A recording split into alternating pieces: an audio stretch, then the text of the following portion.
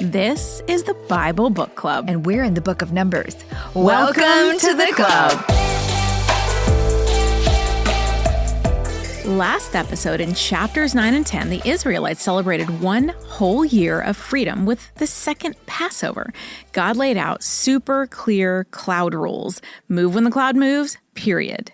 Then we did a little study on the trumpets, Susan's favorite part in her Bible bender for last episode, the trumpets that were used throughout the Bible and what they will herald for us in the future during the end times, which are outlined in Revelations, the last book of the Bible. With tents packed and trumpets blasting, the Israelites finally set off for the new promised land, only to wander for a great many years, much longer than they expected. And for you, if God has told you to set out, do it anyway, even if it means you're about to wander, because there's a promise on the other side. Exactly. Well, I've come to the conclusion that the Israelites are creatures of comfort, and therefore they are not happy campers. Because in chapter 11, the people complain, and I mean like right away. Chapter 11 is a fast fall from faith to defiance. We have gone 10 chapters straight in Numbers with total obedience and a really good attitude. But here the Israelites will revert and become the people we knew in season 2, the book of Exodus. It always seems that after a spiritual high, like the Israelites had, successfully completing all of God's directives and setting off triumphantly with all that celebration and marching, that there is a temptation, a test. The enemy knows our weaknesses. These next 10 chapters contrast with the 10 chapters of obedient preparation for the march. The march had barely commenced when rebellion began. This is the hardship complaint at Taberah. Chapter 11. Now the people complained about their hardships in the hearing of the Lord, and when he heard them, his anger was roused. Then fire from the Lord burned among them and consumed some of the outskirts of the camp. When the people cried out to Moses, he prayed to the Lord, and the fire died down. So that place was called Taberah, because fire from the Lord had burned among them. Only 3 days into the journey, and the people started whining about how hard it is. Are these the same people that were with Moses when the Red Sea parted? Like, has a generation passed yet? Nope. So they've already seen those kinds of miracles happen, and they're still complaining. It's 1 year later. Remember, we just celebrated the second Passover. Yeah. It's only been a year. No, they're going to act just like they did after the Red Sea. It's only 3 days into the journey, and they're whining. Now, I get that, though, because I backpacked through Europe, and being a dummy, I never thought to practice carrying the 60-pound backpack. I never thought to make reservations anywhere. So I cried the very first night and thought, what have I done? And how could I have been so stupid? So I get their whining because I am probably not a happy camper either. This 3-day period is an exact repeat from right after the Red Sea. Then it took just 3 days for the Israelites to forget what God had done for them in Egypt before they complained. They're the same people. Note, it is the misery of human nature to regularly repeat the sins of our past. We never change. Well, we can change, but it's hard. Yes. Change is hard. It's really hard. The Lord squelches their complaining with fire. He uses a lot of fire, which surely would have triggered a memory of the fire that devoured Nadab and Abihu in Leviticus 10. Remember how they made a mistake in the tabernacle and they were just burned up? It does not say anyone died in this fire, but it must have been threateningly hot. The people immediately turn to Moses, who prays for them, and the fire dies. Note, I say that again. The people turn to Moses, who prays for them, and the fire dies. This is going to be a repeat phrase.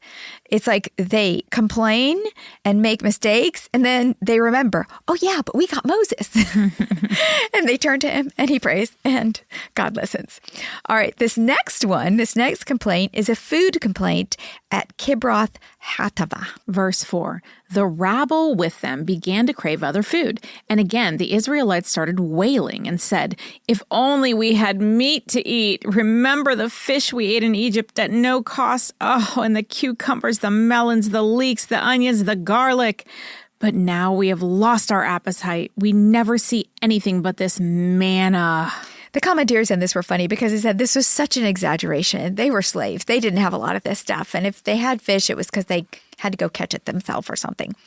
But a lot of the Israelites complaining is about food, and who among us can cast a stone of judgment on that one? Hangry. Who gets hangry? Food is such a diverting temptation.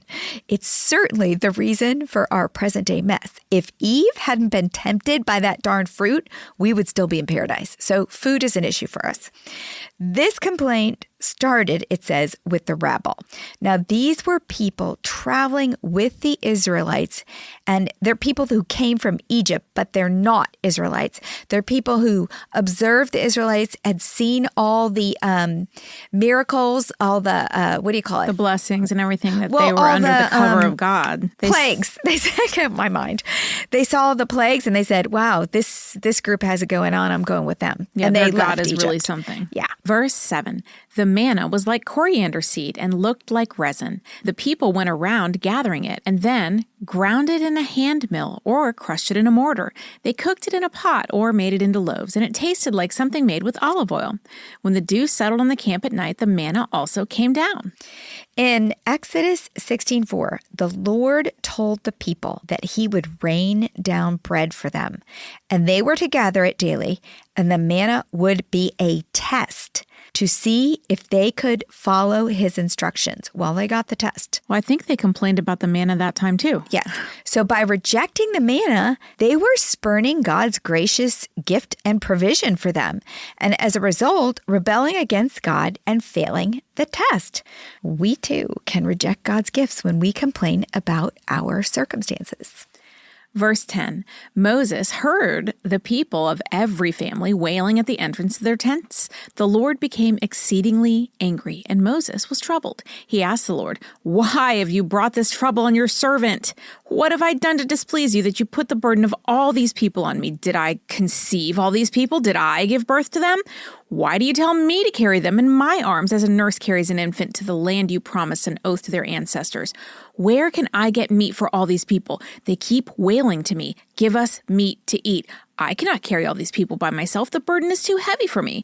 If this is how you're going to treat me, please just go ahead and kill me if I have found favor in your eyes, and do not let me face my own ruin." I love this rant. It's one of my favorite. I just love that Moses is so human, and I love that he's so when he vents, he sounds like me. Did I conceive these people? Did I give them birth?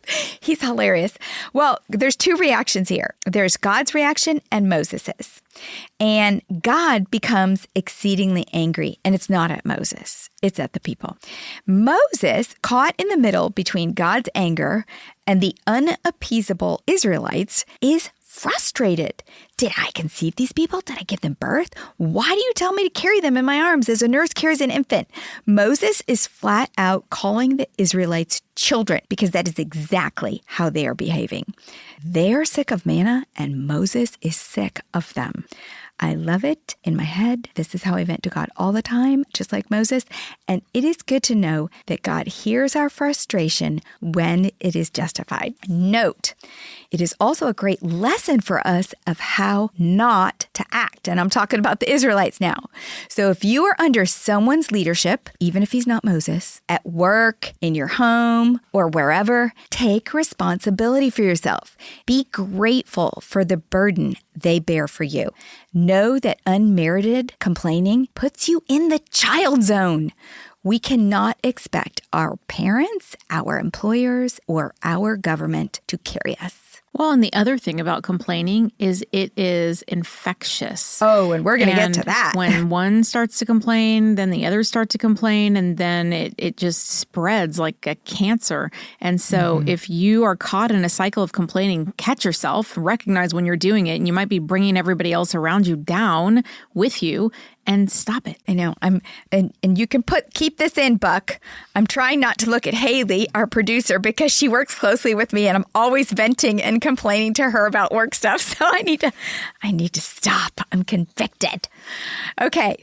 God answers Moses with more leaders to help manage the people. Verse 16, the Lord said to Moses, "Bring me 70 of Israel's elders who are known to you as leaders and officials among the people. Have them come to the tent of meeting that they may stand there with you. I will come down and speak with you there, and I will take some of the power of the Spirit that is on you and put it on them. They will share the burden of the people with you so that you will not have to carry it alone. According to tradition, the ruling council of the Jews in Jesus' time, called the Sanhedrin, originated from this appointment of 70 elders. The Sanhedrin had 71 based on 70 elders plus Moses. We could say that Moses was complaining too in this story, but to the Lord it was different. Moses' feelings were justified. He was exhausted, and the people were ungrateful. God was very kind to Moses and to others like Elijah and Isaiah, who grew weary, discouraged, or frustrated while serving the Lord and the people. Next, God answers Moses by giving the people what they want until they don't want it. Verse 18. Tell the people, consecrate yourselves in preparation for tomorrow when you will eat meat.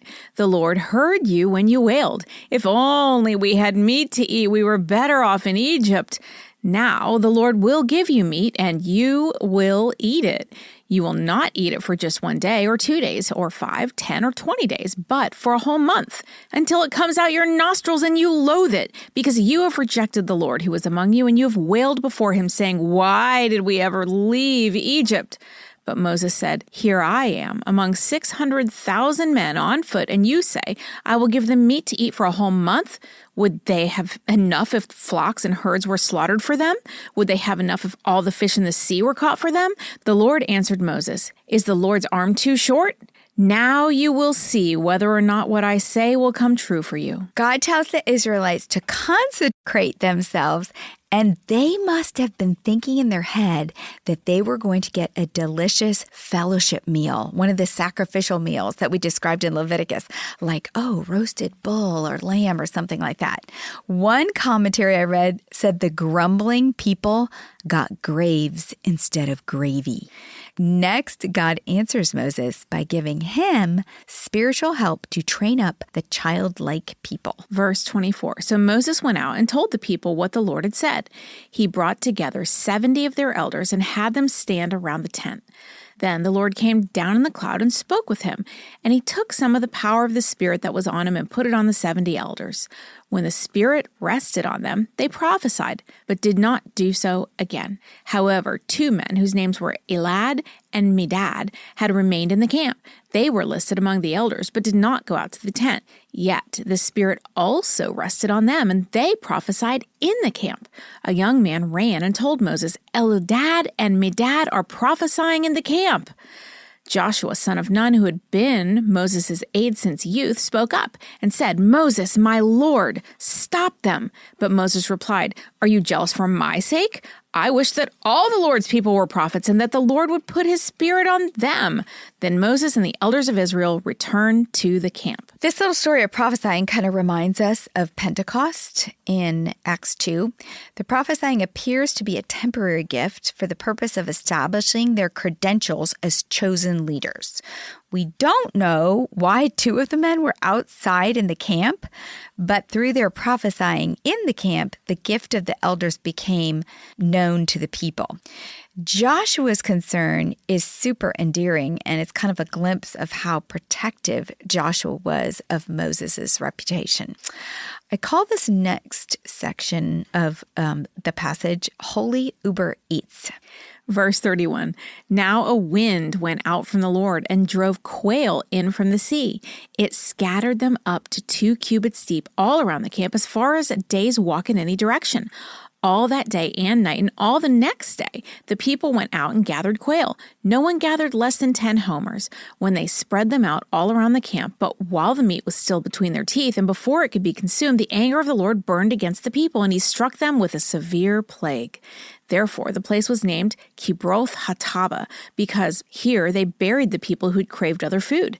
From Kibroth Hattava, the people traveled to Hazeroth and stayed there. There's so much on the commentaries about were these quail like flying at the fight at the height of 3 feet, or were they actually piled up like 3 feet high.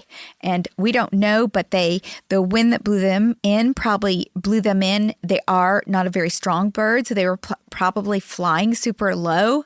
And they say it might have been pretty chaotic, like they were just netting all these birds, like grabbing them and then trying to dry them so that they would last. The meat would last. Then they got sounds sick? gross. Okay, well, let me go on. We're going to go on here. But Exodus 16 has a similar quail story. In Exodus, it was a lack of food. And here in Numbers, it is a lack of variety that is the complaint. Both that story and this story date the arrival of quail as the second month of the Hebrew year, which would coincide with the migration of quail across the Sinai Peninsula. The wind that carries the quail and the quantity, though, are both divine intervention. It is estimated that there would have been more than 105 million quail, and it would have been chaos, like I said. The plague that follows the quail may have involved sickness, such as bacterial food poisoning that induced vomiting, possibly so bad it came through their nose, as mentioned in verse 20. He said, you'll be so sick of it, it'll like, what did he say? Come out of your nose. Come out of your nose. Whatever it was, it resulted in many deaths. They call the place Kibroth Hattava, which aptly means graves of craving. The Israelites had a choice about how to handle the hardship of this journey. They chose to complain and stir up dissension, rather than taking their complaints directly to God in prayer. Better yet, they could have focused on God and his blessings of protection, provisions, and the promised land instead of complaining. Okay, this next one, Miriam and Aaron attack with complaints. This is chapter 12. Poor Moses, as if he didn't have enough on his hands dealing with the ungrateful masses, out of nowhere, his own family attacks with a very personal complaint. Opposition is like that. It is often unpredictable. This is the story of Miriam and Aaron opposing Moses. Chapter 12. Miriam and Aaron began to talk against Moses because of his Cushite wife, for he had married a Cushite. Has the Lord spoken only through Moses, they asked? Hasn't he also spoken through us? And the Lord heard this. Okay, super short, but what are Miriam and Aaron up to here? The commentaries all agree that Miriam's name placed first, which usually the female's not first, implies that she is the instigator. And Miriam is Aaron's wife? No, Miriam and Aaron are his sister and brother. Okay. Mm-hmm. And that the complaint about Moses' wife is really a smokescreen for the real issue they want to discuss, their authority in the camp. It just is really short. They began to talk about his Cushite wife, for he'd married a Cushite, and then it jumps to, has the Lord spoken only through Moses? So the real issue is their authority. Well, and the real issue is also a heart problem that they have in pride. Correct. The statement, and the Lord heard this, is like an exclamation point emphasizing that this is not good and God is not happy. Now, Miriam was a prophetess and Aaron was high priest. This alliance of priest and prophet, the two pillars of religious leadership, challenging Moses as sole mediator between God and Israel, was a power play move. In the camp, their influence, Moses and Miriam's, over the women and the men was legion. How could they stir up trouble against their brother? The personal accusations from his siblings were crushing to Moses. So let's go back to the first wife accusation. What wife are they talking about? Is this Zipporah? Where is Zipporah? Or did Moses have a second wife? The commentaries are truly split, with two cases being most likely, but there were lots of theories. But I'm going to give you the two most likely cases. Okay, here's the case for Zipporah being the wife that they're talking about. Zipporah was a Midianite, a descendant of Keturah, Abraham's second wife. She's mentioned by name only 4 times in the Bible. First, when they got married and she gave birth to Gershom, in Exodus 2. Gershom was their first son. Then, when she saved Moses' life in that bizarre foreskin story in Exodus 4, you have to listen to season 2, episode 4 for that one. And then when Moses sent her, Zipporah, and their sons Gershom and Eleazar to live with her father Jethro in Exodus 18:2. There she's mentioned twice because then they returned to Moses in the same chapter. Now at the end of chapter 18 in Exodus, Jethro leaves again. Zipporah and her sons are not mentioned, so we can assume they stay with Moses. But we just don't know because they never talk about her again. So the first problem is that Zipporah is never mentioned again. We just don't know.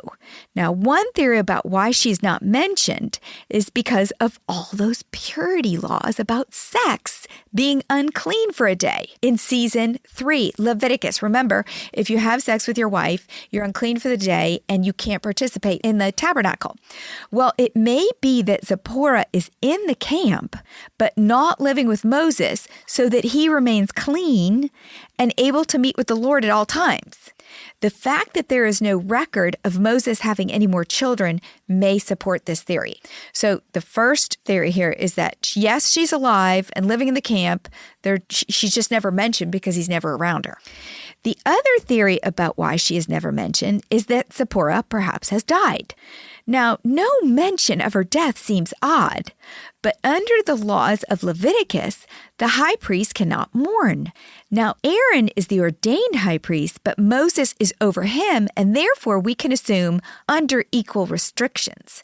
So perhaps she died and he never mourned or mentioned it. Again, I don't know. So back to Miriam and Aaron's accusation about the Cushite wife.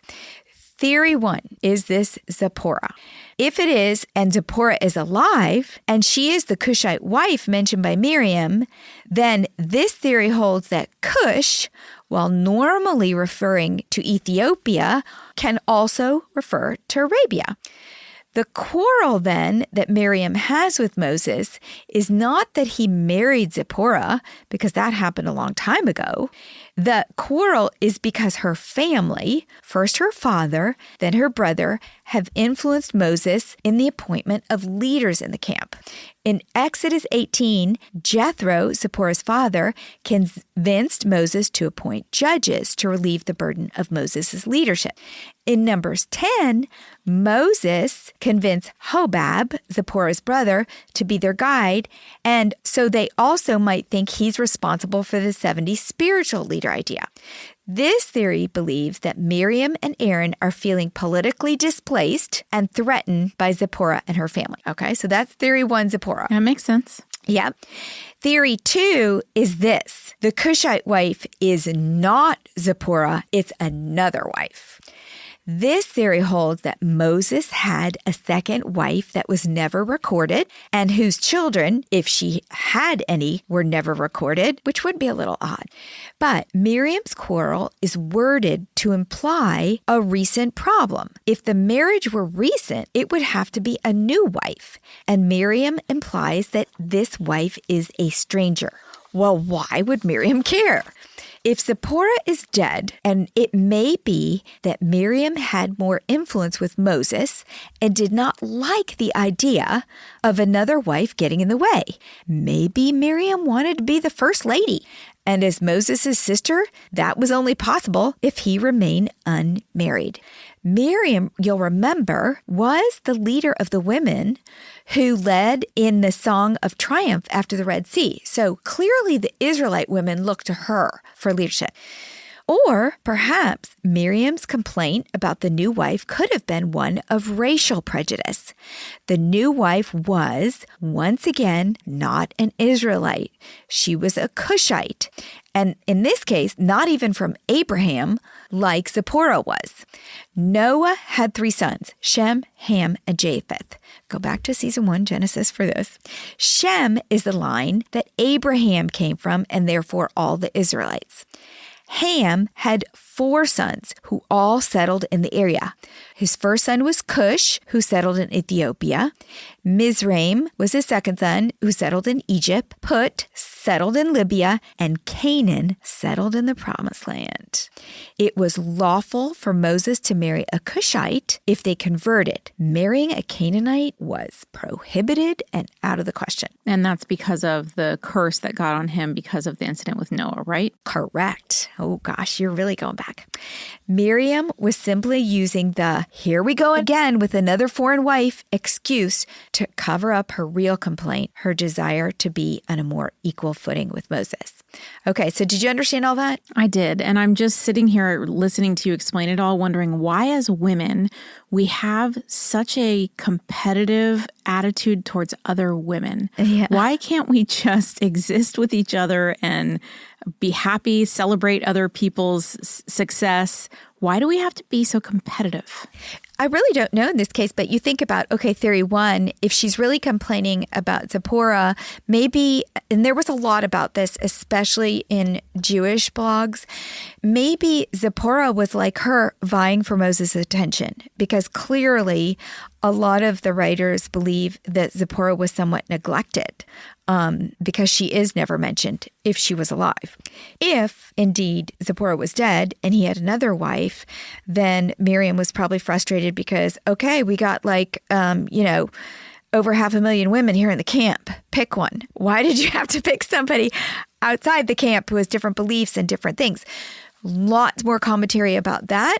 Some people believe maybe God asked Moses to choose someone outside the camp because he did not want Moses passing things down to his son. And none of Moses' sons really qualified for the priesthood or anything else because they were not full-blooded Israelites.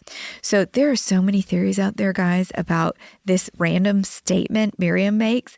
The big point was she really wasn't worried about the wife. It was a power play. She was wanting to be a more equal footing with Moses. Okay, so now we have this one little verse, and then I'm going to explain some more. Verse 3.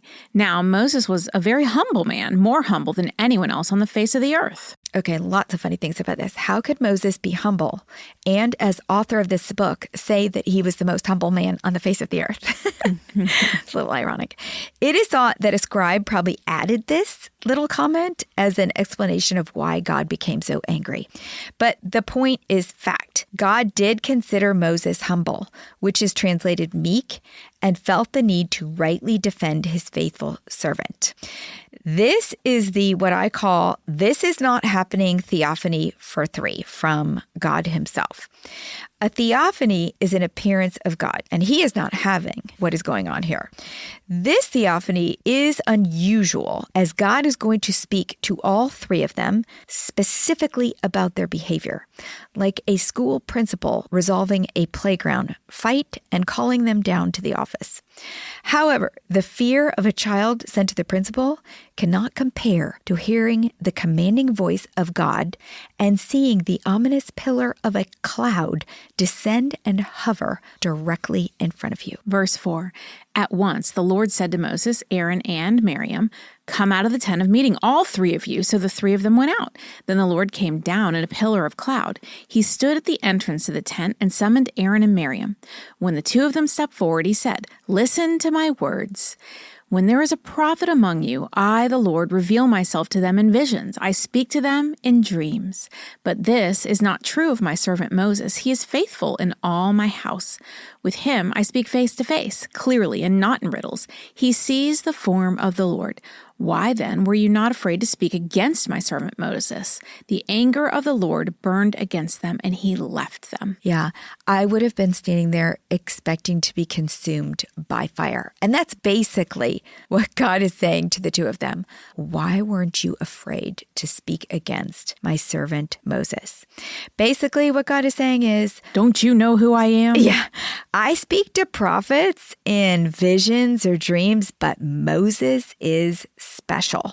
He alone is faithful.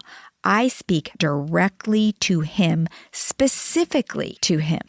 Ironically, the way he was in that moment speaking to them, specifically and directly, just so they can visually see the difference between the relationship Moses has with God and their relationship with God. God clearly didn't usually speak to Miriam and Aaron directly and in person. Okay, here's the consequence for their rebellion. Verse 10, when the cloud lifted from above the tent, Miriam's skin was leprous. It became as white as snow. Aaron turned toward her and saw that she had a skin-defiling disease. And he said to Moses, "Please, my Lord, I ask you not to hold against us the sin we have so foolishly committed. Do not let her be like a stillborn infant coming from its mother's womb and with its flesh half eaten away." So Moses cried out to the Lord, "Please, God, heal her." The Lord replied to Moses, "If her father had spit in her face, and would she not have been in disgrace for 7 days? Confine her outside the camp for 7 days. After that, she can be brought back." So Miriam was confined outside the camp for 7 days, and the people did not move till she was brought back. After that, the people left Hazeroth and encamped in the desert of Paran. Miriam is the only one implicated in the consequence, implying Aaron was along for the ride with her, but not necessarily in agreement with Miriam. The Hebrew translation is that her skin was leprous. However, this was not leprosy or Hansen's disease as we know it today. It wasn't around at this point in the Old Testament. Miriam's disease was most likely a patchy, scaly skin disease such as psoriasis that turned the skin white. It was, however, deadly, as the skin decomposed and infections could occur, and they just did not have antibiotics. Now, Aaron turns to Moses, who prays for them, just like the complaining people turned to Moses, and he prayed for them. It's so interesting that people are not afraid to go up against Moses, but when they need him, they know who to go to get them out of a mess. Aaron begs for forgiveness for both he and Miriam. He reverently even calls his little brother Moses, "my Lord," which, remember, Miriam and Aaron are both much older than Moses.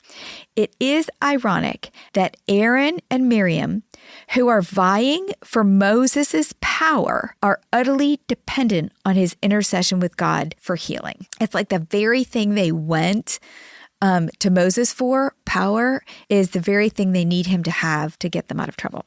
Moses turns to God with just 4 words, and God responds to Moses by taking the disease away. But Miriam must adhere to the 7-day skin disease requirement outside the camp. Remember in Leviticus, if you get a skin disease, and you have to be clean, and then you still have to stay out of the camp 7 days. The consequence of 7 days living like an outcast, removed from the very people she so desperately wanted more authority to lead, is very just. It's like, you want more of the people to control? I'm going to give you less. You're going to be outside the camp. You're going to have no control. The pecking order of power is now perfectly clear to Miriam and Aaron. Moses is God's man. The story ends with an act of kindness to Miriam from Moses and the people. They waited for her. This scene is heartbreakingly touching, and it's really only one line that Heather read. Think about the full circle moment between this brother and this sister. Remember in Exodus, Miriam as a child saved Moses. She waited as a 12-year-old by the river, watching for Moses to be picked up in the basket. And then she so creatively and brilliantly arranged for Moses' very own mother to be his nursemaid. And here we are, years later, Moses as an adult saved Miriam. I can picture compassionate Moses waiting for her at the edge of the camp on day 7, watching for her return, arranging for the entire Israel camp of 2 million people to stay put until she is allowed home inside the camp. And can you not imagine how Miriam felt?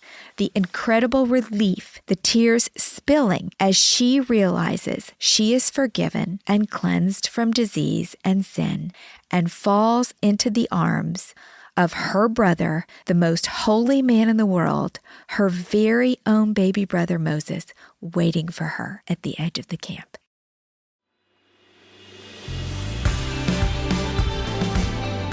What's a club without friends? If you're enjoying the Bible Book Club, why don't you share it? And then you can say, Welcome to the club. New episodes drop every Monday, and get all episodes now on Amazon Music. As always, head over to susanme.com/Bible Book Club for show notes from today's episode. Bible Book Club is hosted by Susan Merrill and Heather Rubio. Edited by Buck Buchanan. Produced by Hayley Mawat.